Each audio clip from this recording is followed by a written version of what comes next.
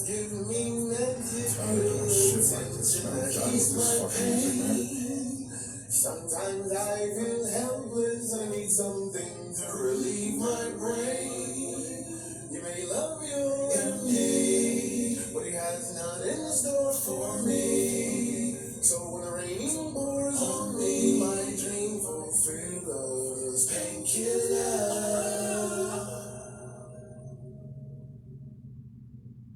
Today, I'm going to share with you my expression of severance.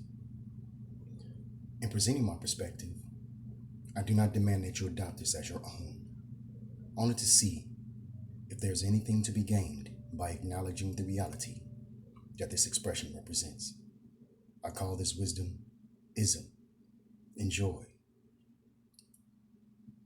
From the very beginning, the only thing I've ever asked of you is for your permission. Permission to be allowed the pleasure and privilege of sharing my kindness with you.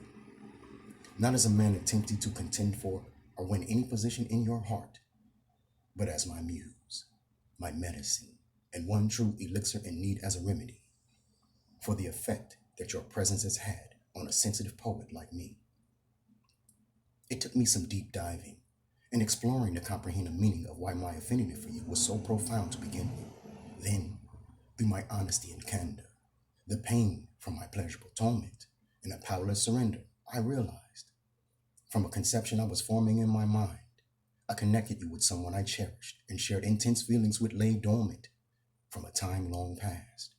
And because of what you represented for me, you'll bask in the rays of an admiration that created a friendly rapport that I honored with the utmost respect, integrity, and loyalty. Although there is no mistaking the reason for my severance, of our friendly rapport is the product of a hurt for which you are directly responsible. It is not you that I blame for this. This fault is mine. It is my fault for believing you to be actualized and evolved, that you could be trusted with such a precious charge. Although I am a firm believer it is not in our control how we make people feel and how people make us feel, I cannot help it but to think my heart foolish, forever associating you with someone as extraordinary and as regal as the princes of my past. I'm sorry for that. And it would be unfair for you to suggest or think that I've ever given you any reason to believe that you could not trust me or my intentions.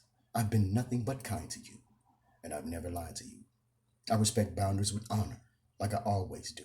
Did everything in my power to oblige you, help see you through, made you feel comfortable. When you're not looking, I never judged you, never coveted you, appraised you, scrutinized, or objectified you, like thirsty guys do. I even defended your honor when you weren't around to. I'm a rare breed, so you'll never have to apologize to me for anything, because I'm going to always forgive you, not merely because what you represented for me, but with the hope and belief that I may someday be forgiven for my mistakes. And I do not regret at all trusting you. I'm much more evolved than that. Besides, I got a lot of meaning and insight from our rapport. Can this be fixed? You're most certainly capable, but I do not believe you yet have the ability. So this is my severance, and the last time I make an effort to speak to you. But I do wish you well in your endeavors. For next week will be the secret to the seduction of love and hate, being the will for pleasure against pain.